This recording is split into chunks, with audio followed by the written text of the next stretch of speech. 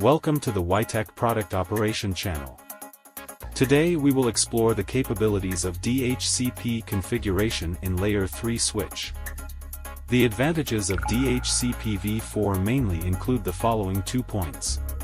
First, reduce client configuration and maintenance costs.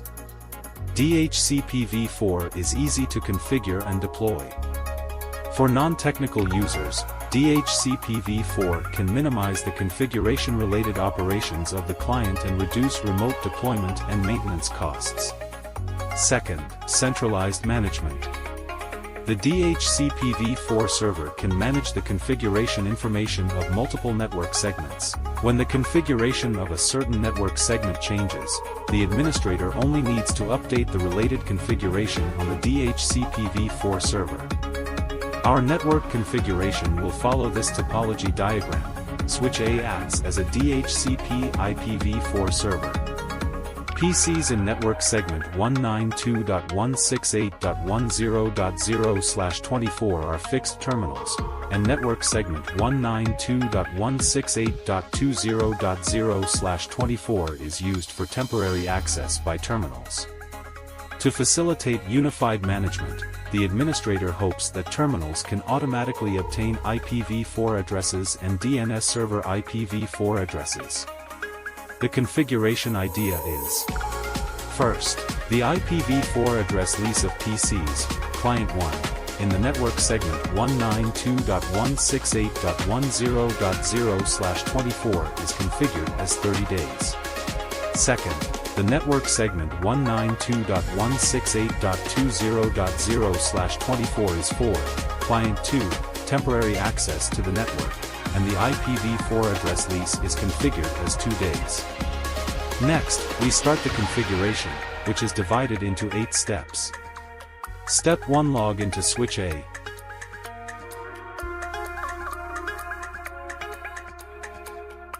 Click VLAN config VLAN ID.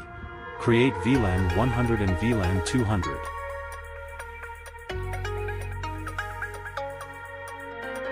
Step 2. Click Port Config, add port 1 to VLAN 100 and port 2 to VLAN 200.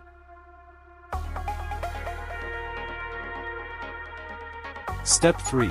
Configure IP addresses for VLAN 100 and VLAN 200. Click System Config, IPv4 Config. VLAN interface, choose VLAN 100, static mode, and fill in the IP address and net mask. VLAN 200 is also these steps. Step 4. Enable the DHCP function. Click DHCP config, enable global config. Step 5. Address pool name. Click address pool, add VLAN 100 and VLAN 200. Step 6. Configure a dynamic address pool. Fill in the IP address and net mask.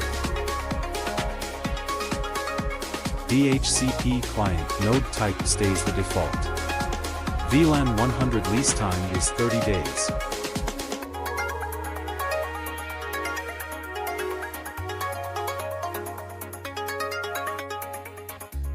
VLAN 200 lease time, choose 2 days. Step 7. Go to the default gateway, fill in the IP address.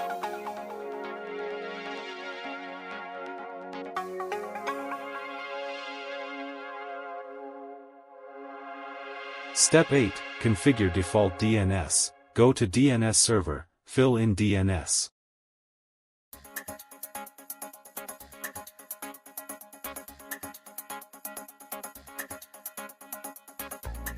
The configuration steps are completed. Let's start the verification session. We use the computer to access port 2 of switch B and switch C respectively, and go to the command line to check the IP, and you can see the IP addresses of VLAN 100 and VLAN 200 automatically assigned by DHCP, which indicates that the DHCP server has been successfully configured.